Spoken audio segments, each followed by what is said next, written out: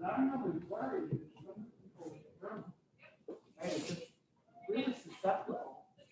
Yeah, 4 people watching. All right, now I see actually audio. Okay, so hold on. Right here.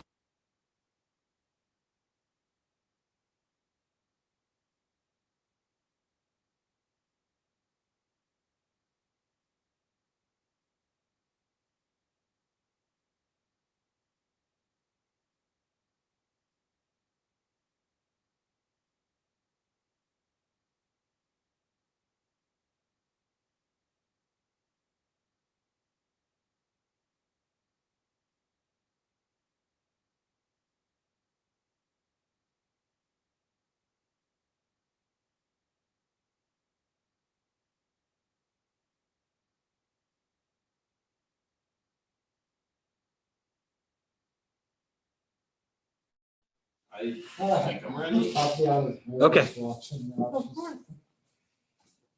All right.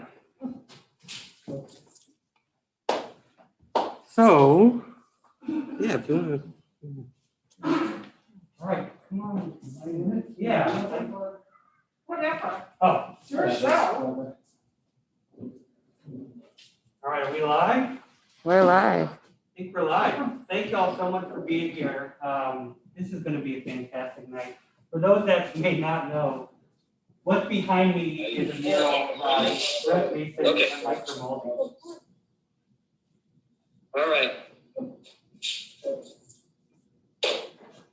So, yeah. Oh, it's your phone. Oh.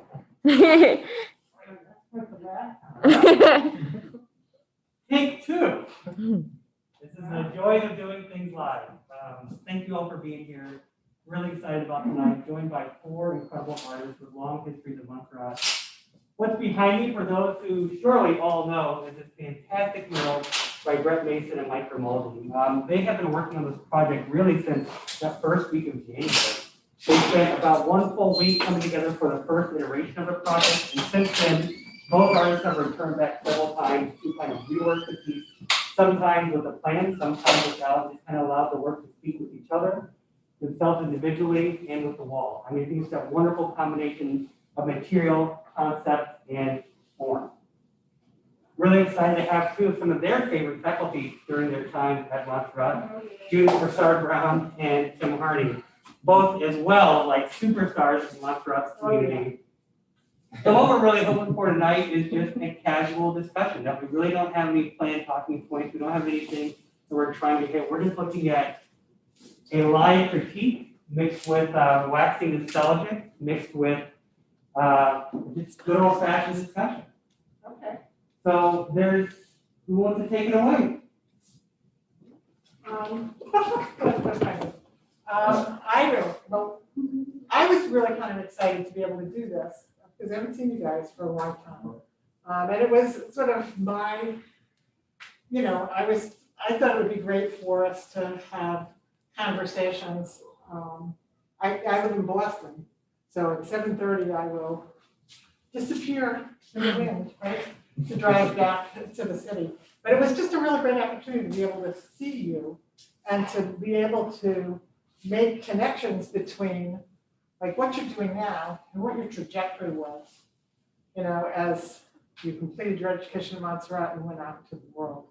And I don't know if it happened, but like we had talked about like showing the people who are watching like some of your older work. I mean, there's some of it on the wall, Yeah. right? And I thought that might be a really good place to start. Like, can you give people who are watching like the sense of like how it was for you at Montserrat, like, what your concentration was and how your education served you, and like, did you go directly to this? Did you wander around? Did you, So why don't you tell us, and we've got this work to refer to. So I give this, why don't you contextualize everything for people so that they can have a sense of you guys? You go ahead. Well, I mean, I guess I'll start with the fact that I majored in interdisciplinary study, and I definitely took advantage of that because I wanted to see other avenues as a creative and be able to find what are the options and something that maybe I wasn't aware before that Sure. I found interesting and creative in my artistic pursuits. And so it was a great experience. And eventually I rerouted to my passion with painting Right. and became very serious and focused on that. And I've been working towards it since, and I'm still learning from it as I go and evolving as It changes constantly. I think most painters actually, concentration is often a convention, right? Where you sort of like choose one way to kind of describe yourself. And we all like work between media, right? With much with sculpture and printmaking, early on. I think all those experiences really served me. I think it's kind of funny. I thought you guys were the same year. I think I told you that. But totally not, right? But so I think that's really interesting. So it's color that's really good. I mean, is that how you would describe like that? Well, you return to painting, that it's more. I think, well, interesting enough, it wasn't until, I should make point as well that I've had Tim as a teacher and to me a mentor through my whole time at Montserrat. And I learned a great deal of not only just developing my compositions and having a sense of space and drawing the figure and everything that encompasses that whole process, but just being able to have this understanding of like learning the history of Right. Different artistic practices, at least pertaining to the figure or just Sure. painting or drawing, and just being able to like, to me, conducting like mindful and meaningful like conversation about it, and really connecting that to the work that I do as well, and being curious and interested about other artists Right. and what they do and how Sure. they've evolved to where Mhm. they are as far as they did art. Sure. I think it wasn't until the collage course that I had with you, Tim, and that actually really informed my paintings and understanding pictorial space with colors Mhm. and planes of colors. And I think that really got my attention and fascination with the play of color Sure. and just the texture of it. And I think that really created a sense of pop in my work. And so that was very exciting for me and really evolved me as a painter through that. And ever since then, I've just been really fascinated with just how colors respond to me. And I was even because you had a lot of discussion about John Grillo and just learning about him and his approach as an artist and the amount of work that he would produce through it. And more notably, just his sensibility of yellow. Like you're having your conversation about just visiting his studio when he was doing a series of paintings that were like the theme of yellow, if I'm stating that correctly. And just your way of describing like the energy and the feel of being in that space kind of really caught my attention and captivated me in a way to really think about colors and how you can explore it, not just as a aesthetic approach, but more so of like, what does it do to the viewer, and really drawing in to the individual and how that can sort of create this, sense of unique space for the viewer. So things like that was very inspiring, and your work especially with that was very just very informing to me. So that was I appreciate that, but I'm off the screen, huh? You can be on this, you can be in this grade. I set it up this way because I'm really, I wanna go home by 7:30. No, But I I think they, don't have like, no you can preference, make I it, just, we that's can fine be with me. more organic, it's okay, I just, Yeah. however it works is fine with me. Yeah, so that, and it is interesting when you get to see, be in some of these studios, so affected by the process and how people make decisions and, you know, the materiality you see, I mean, things Tim has in abundance that he shares with everybody is his collections of material and how they play like a very active role in the studio practice and how, as you all be so thoughtful about those kind of, you know, how do you make decisions? How do you evaluate, these amounts and expense and right, the play of the space, so. My wife wishes when you came to the studio, you would leave with stuff. I think every partner, every artist wishes for that. Yeah, so, and what about you? Like, Well, I was an illustration major, asked Judy today because I just loved, I took a drawing class, I think it was drawing 1 or 2. Yeah. It was just the energy there, it was very free, about exploration, having fun, and she's there to guide us, of course. I don't know, I just really like the overall vibe, I guess. Yeah. And it was like that. You. I love your work. It's super paisley. It's nothing at all like I do, but I just, I have a huge group. Obviously, it's why I team up with Brett. We have 2 completely different styles, but I really, really appreciate what he does. I appreciate the strengths that he has that I don't have, and I think that works, both ways. So work out. yeah, no, it's so fascinating how we wander around and make those connections. Right. How did you two end up connecting?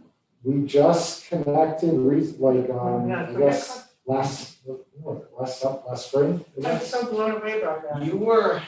You had a solo exhibit through Salem Arts Right. Oh, Association, that's what it was. and I wanted to go see it personally, because I was hearing a lot about the work that you were creating, and I was just curious of what you had going on and wanted to see it in person, and That I was just, just like 2 summers ago. yeah.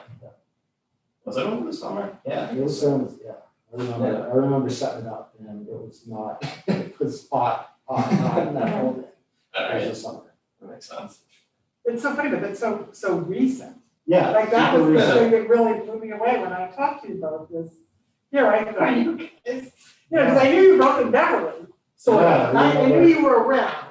And it is funny how I remember your work from when you were in school, because I was. How soon after?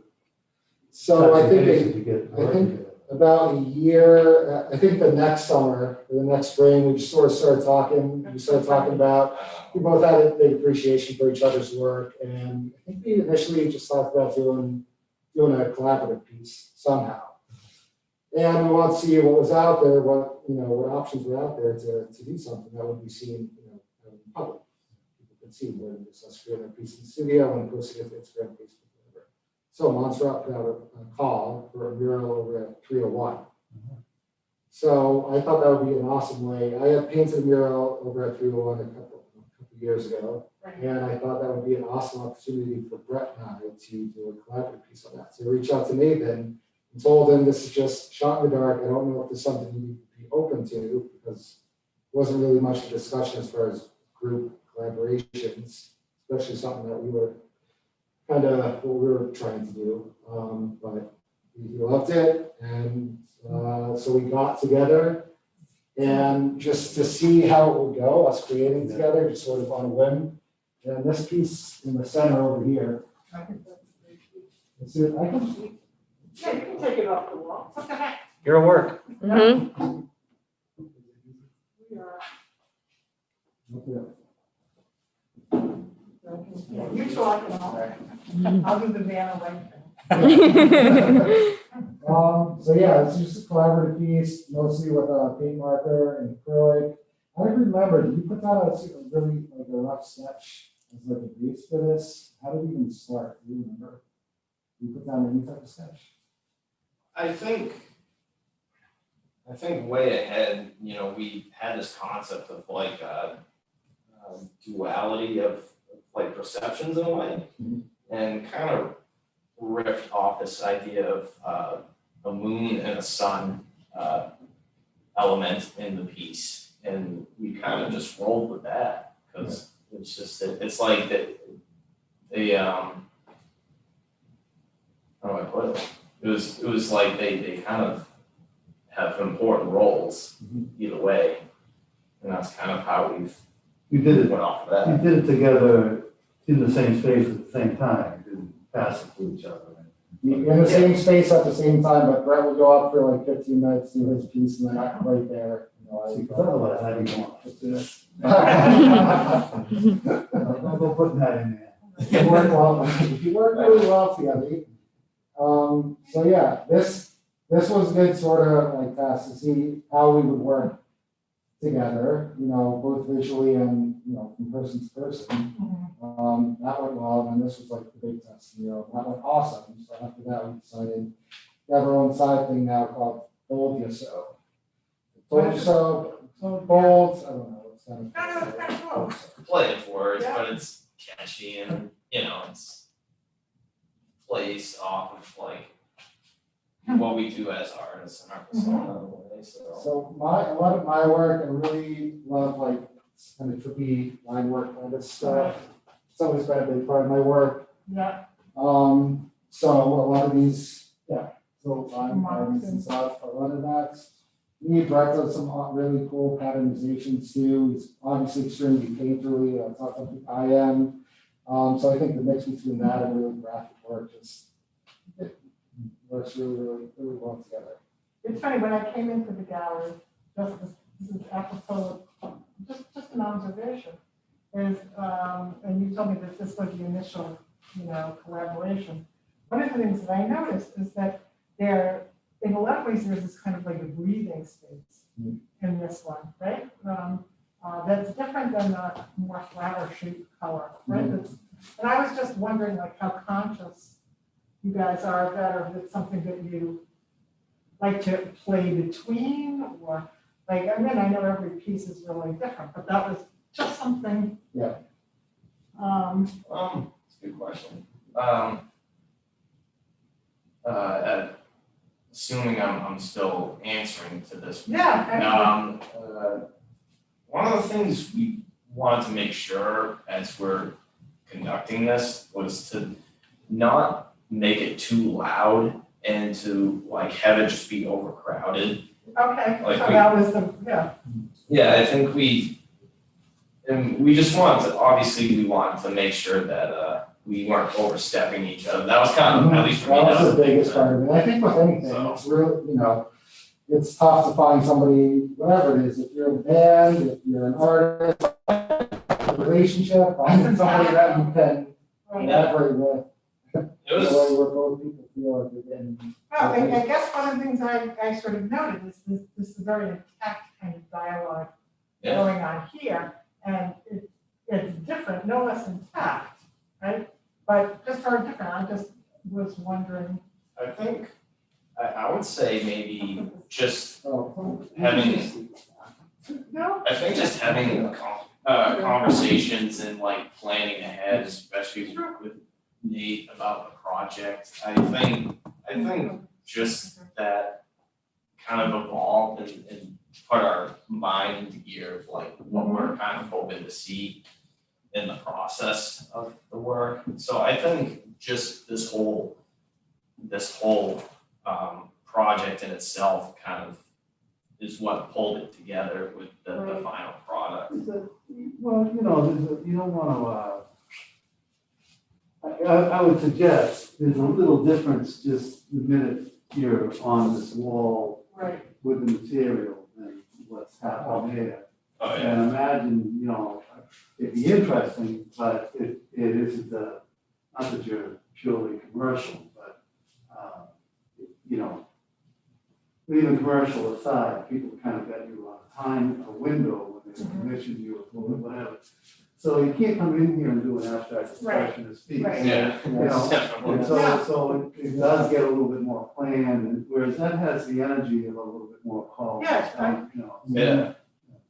And I would just think every opportunity has its own, right, its own dance, its own dialogue, its own. And again, this is like, that's the first piece we ever Right. did together, that's the second piece we've ever done together. So Yeah. obviously, there's a learning curve too. Sure, no, it's just, it's Yeah. interesting, No, it's one, I mean, you know? I mean, It's we so also, cool. we did have a parameter Yeah. in some form, like we said, okay, so the side's the sun, here's the moon, here's landscape on the bottom. Yeah, I know, and I And- think that's really intriguing, And Yeah. that was like, okay, there's the platform to work off of. right? And we did a pretty basic drawing for Yeah. the start of it, because we were like, we don't wanna spend too much time just trying to like, just kind of draw it out on a whim.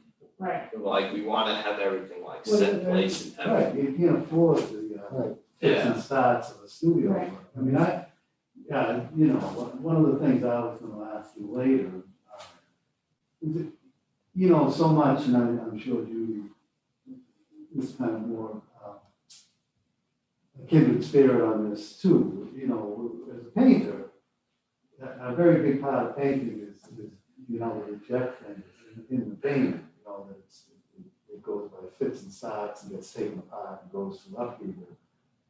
You know, some work you can't even afford to do that, you know, you really couldn't afford to all of a sudden say, Right. not even about the two of you, like, oh, I don't like what Brett did, but just Brett having a whole new idea. right. You weren't gonna do that, you know, so it does have a little different, you know, confines to it. Yeah, but what I thought was really interesting about this, and you know, sort of like linking that to that, is that you are integrating a kind of like more vibratory color with like the flatter color. And I think, you know, doing it in interesting ways, you know, and I came by a few times, because I didn't want to just like react, do you know what I mean? You know, like be seeing it, so that, you know, it's like you want to have a deeper conversation, but the kind of vibrations that you set up on either side of the center around the sun, you know,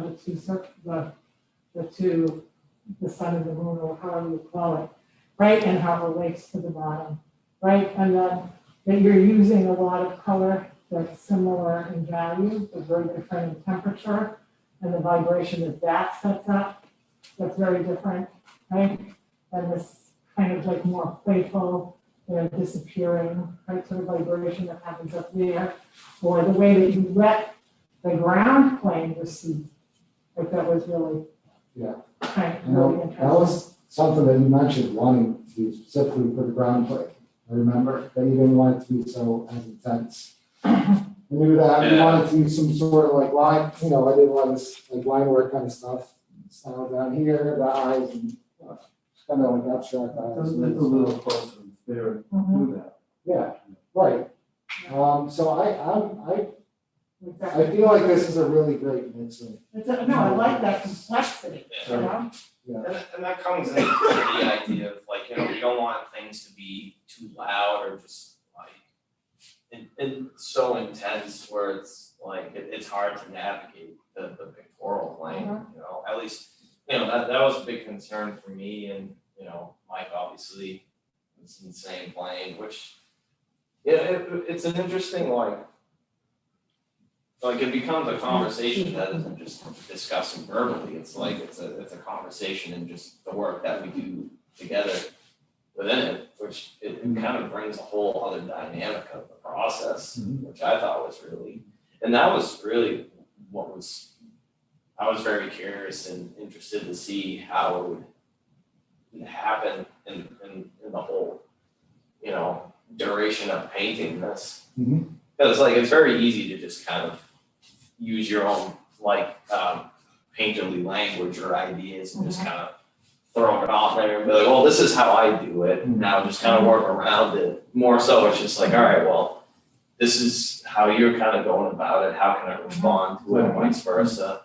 And just stepping back and being able to say, well, I don't know what to do here. What should we do? And then, you know, we would talk about it, And it's like, all right, does that seem like a good idea? Okay, great. And then we just keep moving forward. Well, that was interesting, that was my next question, was about, you know, the dialogue. Was Yeah. about how,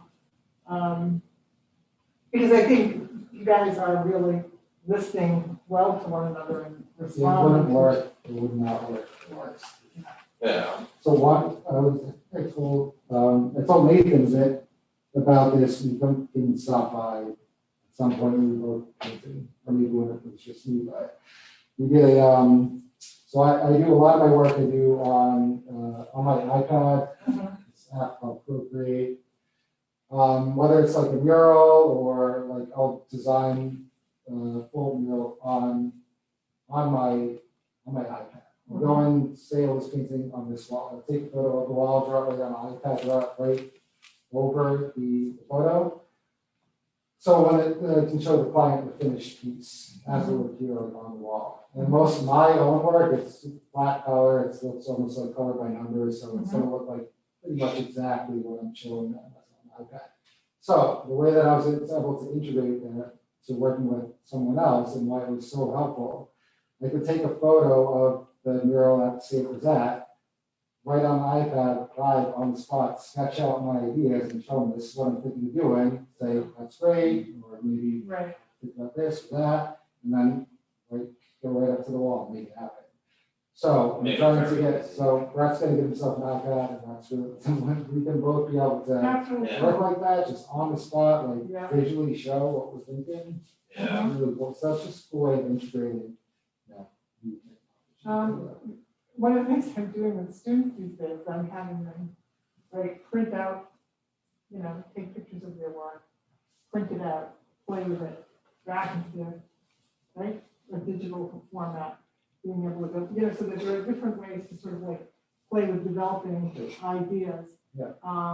And it has changed the language, like, you know, our ability to sort of have certain kinds of conversations and ask certain questions, you know, but I think that's really an interesting aspect of the work, is how, like, when you're making your own work, you have to have an intense dialogue. You have to be able to stay with the work and listen and, you know, sort of, you know, reference different possibilities about the way the work could go. Like, whatever, there's so many different options about how you could solve the problems that you're setting. But then you know, you add in this kind of collaborative element. And I think, you know, I tripped over work by Basquiat and the Italian expressionists that were like iterative, because they were like, yeah, you know, and I just think it's like, it just is exciting, it helps you grow. Mhm. So, I mean, so I guess this is a long-winded way of saying, does working together sort of precipitate new kinds of directions or deepening in your own work? I mean, it's been so recent, so for me, I don't think it's come into play for me. I love that outlet. This is not something I would do on my own. Right, And I love that. yeah, Love that it's something that we do together, and it's a different sort of creative outlet for me, and stuff that, the way that I wouldn't think it to may approach my change own work. things. Yeah, it may take time. It's just brand new too, so. Yeah, I will guess say- I don't, I guess I'm surprised that it's so brand new, Yeah. you know? I mean, Yeah. So, So I think, I mean, we were talking about just sort of the bouncing off from color from side to side and some more transparency, more painterly areas, stuff like that. That's one of the biggest things that one of the important factors for me of working with Brett, it's so helpful for this is, one of my biggest weaknesses is color. I really, really struggle with color, so all of my stuff just, you know, really intense, and in your face, so Brad has a really, really good sense of color that I seriously lack, so. Absolutely. I mean, speaking of the dinosaur, we have none of that. You got all types of devices where you can play now. Right, Colors that's yourself right. now, you know, so it's about you starting to trust, That's you know, what you Yep. see. and being able to, I think guys, go back to the before I go, I just gotta leave them with you. Tim, they're like party favorites. Right? Party favor. Party favorites, yeah, with my Rhode Island accent. Okay, so I can wait. Yeah. I don't know if it's time or not, let me go to the car, and get a while, and then I'll be right back, okay? Have your ID to get you back in the door? I can try for something. I'll find it eventually. All right. Oh, okay. Just, That's just have my wallet. Okay, cool. All right, I'll be a second, okay? Well, we covered it.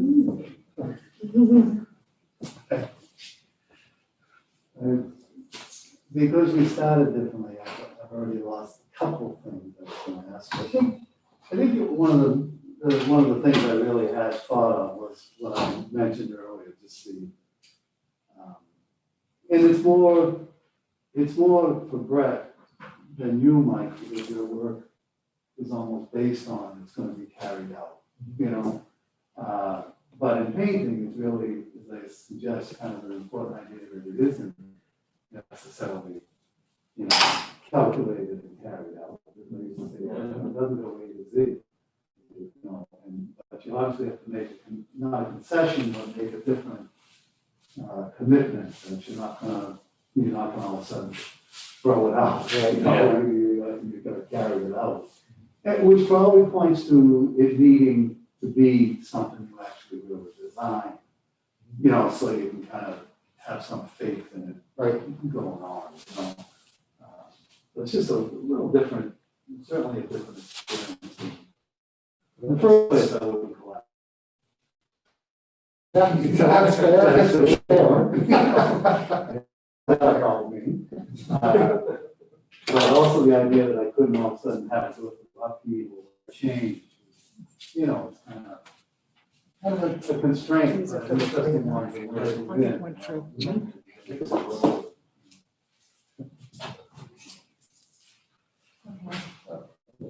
Oh, sorry. Okay. What? No, I gave you, I just padlock. Okay? Oh, awesome. Okay, so, you have my phone. Yes. Okay. All right, so you can bring it to London, you can. Okay, Not necessary. not necessary? I wish you well, but it's not necessary. Oh, but Mike. Okay, here we go. Yeah, don't put me walking off my. We'll have her walking down the street. That's right. That would be kind of tacky. Okay, bye, have a good rest of the night.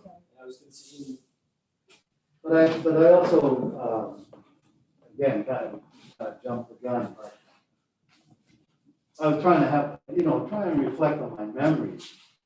And for one thing, did we do an independent study? We did. Yeah. We did a collage. That come up? I know we did collage, and I'm trying to remember how it was. I think I was doing some collage in my illustration class. Okay. Illustration All right, class. yeah. I knew that you were. Collage, Yeah, that was very cool. But I remember showing you, I was telling Brett, yeah, in meeting, showing that, and that was the person who showed me. that was interesting because he was really a kind of graphic designer. Like Yes. those ones that were- His work. Yeah, and Brett, you meant, that's my memory of your years in school, from my point of view, that's when you put things together. That's why when I went to your website, I was sorry not to see those of some kind, I see that still being carried out.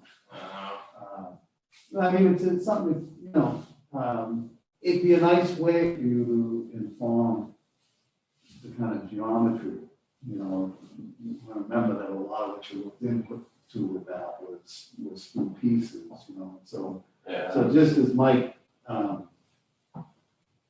relies, but kind of makes use of the kind of technology, you want to always remember you can make use of the collage, not even so much that we're doing collage, but you can be evaluating pieces and edges, you know. Yeah. I mean, lately, I mean, I just taught a painting class here the first time in like 20 years, because I've never agreed to do it. And because I just can't take the people who can't draw.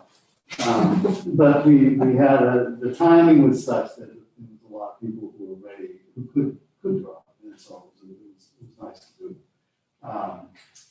But my whole conversation, a big part of the conversation was reminding people, instead of always painting something out, you know, be able to take a piece of paper and see what it does, you know, and you know, I was trying to say that it's common practice for me, consistent practice for me. And I've been on a painting since November. That's just about now ending, I guess. But so much of it, I realized, you know, I wasn't putting up pieces and evaluating the color and evaluating the amount. It would just be hit and miss, you know, but so it's this extra way of kind of evaluating a percentage or amount that it's just worthwhile, you know, it's almost what you can do with an iPad. Right. But you had that collage experience, so you also could, you know, since you deal with some you know, almost seems to be sometimes script in terms of the logo and things, that type of thing. Might be interesting, never in the collage class, but there's a thing I used to do where I hope to do it tomorrow. Where I ask people to create language but interrupt it, so it's not conventionally legible, you know. So it strikes you like font in language, but it isn't, you know.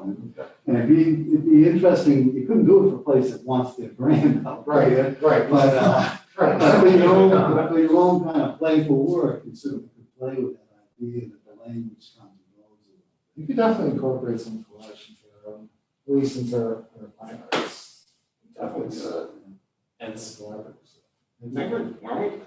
wasn't I talking to you about this? I was like, I should start doing collage Yes. again. Yes. Yeah, I mean, Well, I'm not trying to sell you on it. I'm just reminding you of how it's such a helpful assistance too, you know. it is. You know, I always used to show that picture of Hoffman, I think we even talked about it in the talk, where he's in the studio and you see pieces pushed into his painting. Yeah. He didn't really do collages, but that's how the greatest colorist in the world is still evaluating the amounts by putting them up and checking them out. You know, he's not assuming, is what I'm always kind of preaching. I mean, he's not assuming that he already can judge it here. He wants to see it Yeah. and then reject it or not, you know, so. Yeah, collage is, I think that's one way what's helped me a sense of, you know, it'll respond to a painting, at least just from the exercise of it, just seeing it like in a composition, Yeah, but, it starts to inform yeah. everything. It does change everything, you know. So, I mean, I'm always reminding students that it isn't that I think everybody should do collage, but once you've done it, it also kind of, you know, It's, yeah. they say this about drugs. That it opens up some things. So I'm not encouraging a lot for everybody, but once you see it, it kind of reminds you of other ways of thinking about things. You Very know, healthy alternative. the amount of consideration. Yeah. I think, yeah, to what you were just saying, I think and I talk to current students and younger artists about this all the time, that everything feeds into all the course that I took at Montserrat, all the past creative jobs that I've had, screen printing, and I worked as graphic designer, I worked as patent illustrator, you know, all the bunch of different stuff. And then they all feed into the work that I'm doing. Yeah. No matter what. I mean, I think part of the work is so graphic is working in screen printing for several years. Yeah. And it's just, and that's exactly what, you know, screen printing, each screen its own color. So that's when I say like paint by numbers, which I want to, and this is why I love doing this type of stuff with Brett, because I'm working more more loose, more kind of see what happens. I need to have a framework, especially if you're working with somebody else, you need to have a framework that's gonna go off the rails immediately. But yeah, I think that's a big part of the reason why I'm just like, it's color. Blue Yeah. here, red Well, here, you know, yellow here.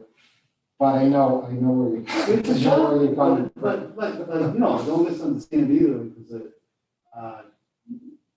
I'm a painter and I paint with this, but I collect hot edge silk screens that are just what you talk about. I mean, that's really, you know, and that's a lot of the edge kind of geometry, breadths, you know, which was the other thing I was gonna ask you, is do you feel like you're looking at anything particular? I heard you mention mandalas, but are you looking at, you know, you could be doing this stuff and looking at Tibetan things and Tantra paintings, or you could be looking at a type of hot edge language that happened in the art world.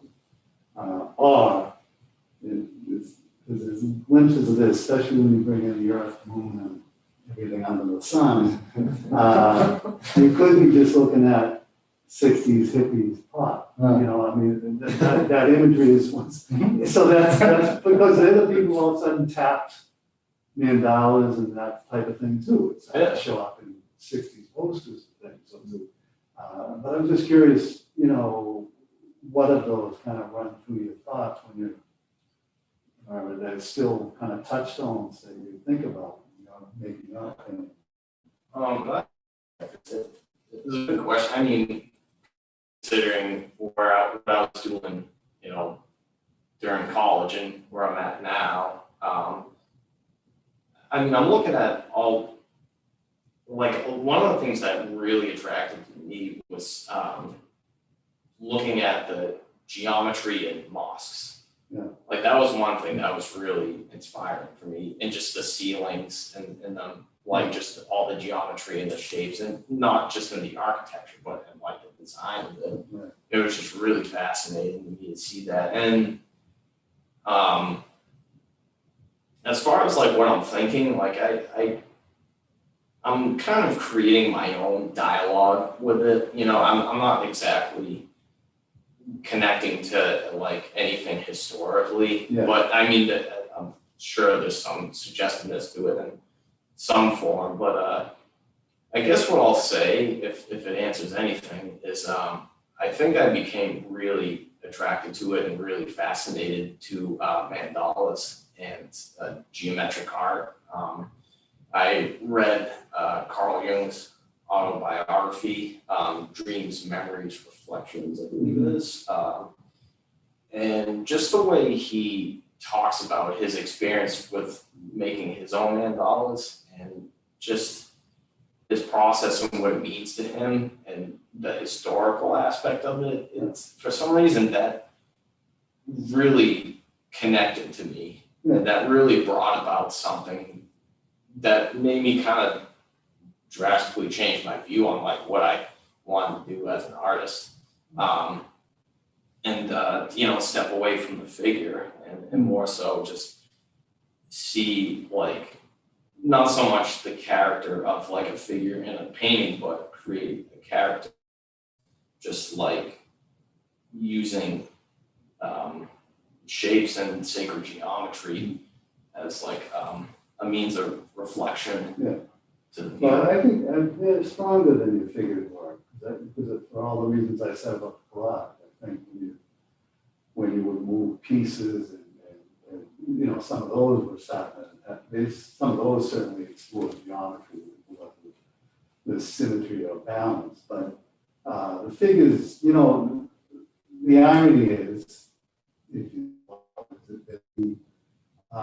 thing that's a strength in the hard edge is exactly what sometimes is the strength in the figure. So the kind of, you know, the concreteness of these and the precision, relative precision, that fits, you know, handling. But it's the figure that wasn't always true, you know, it felt felt a little at odds to me in terms of edges and things, how figures felt. So I think it's, seems like a good fit. I appreciate that. And it can be opened up, so it doesn't have to be, since you mentioned Brillo, it can be the hard edge, but it can also be a little wambly wombly, it can be painted like that, it's still play with geometry, to kind of whole area That's, on your own work, not necessarily a public thing. yeah, well, that's kind of the excitement about it, what I've been trying to take on, just, I guess you could say challenging those different realms of like the hard edge geometry versus like the more organic elements you can see in abstraction. And like, how can those two different visual conversations actually coexist? Yeah.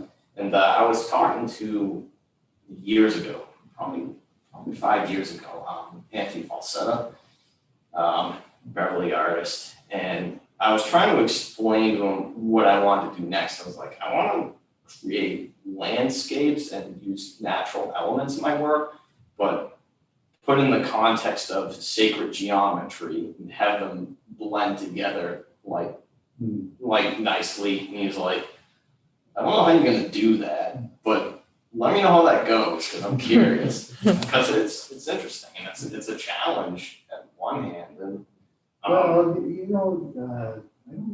there's a few of them online, and I guess John might have called them this, but I sometimes suspected that sometimes a dealer put the name on certain bodies of work when Brillo wouldn't. But, he had those, besides real hard edge things, he had kind of these geometric landscapes. He came to the house, right? yeah, So the one he gave us as a wedding gift, in the living room. So it's kind of definitely landscape oriented, but it's really kind of, you should you look up a Google image page of Brillo, there's enough of them show up now that you realize the landscapes, they look like it uses this arch form throughout. And they're incredibly spatial. But it's, put on like yellow with this incredible cadmium orange and green.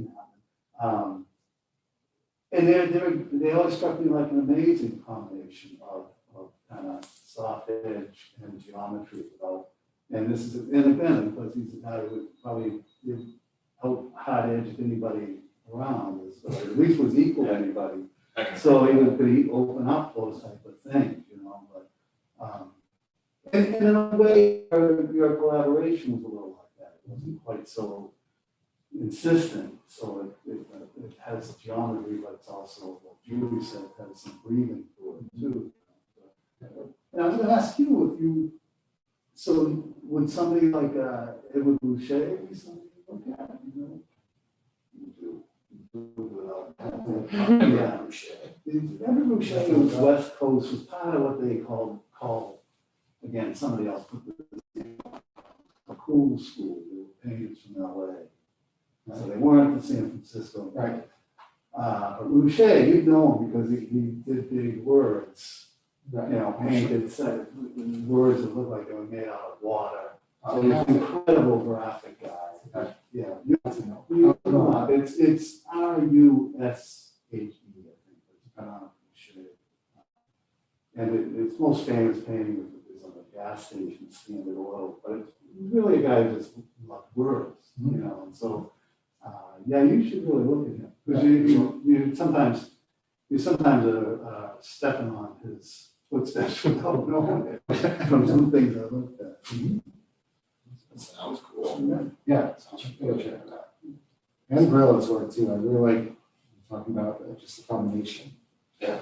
Of the hard edge to Yeah. and the form stuff, and The best thing, we should end on this. That's the best thing one of my favorite memories, I was just telling someone today, in an email. Because I told them I had to do this tonight. And I said, it's good to see you too. Nice to see you guys.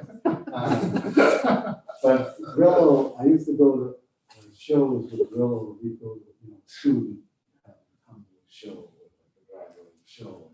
There'd be parents there, and the kid be all proud, and bring his parents over to meet John, and the kid would start to say, "This is my teacher," and then John goes, "No, don't say that. Don't blame me for what you do." So with that, can we end it? I think we can end it. Thank you all so much. Really appreciate everyone taking the time to get Tim and Judy a special project. Wonderful work that we get to call part of Montserrat. So thank you all and have a wonderful night. Thank you.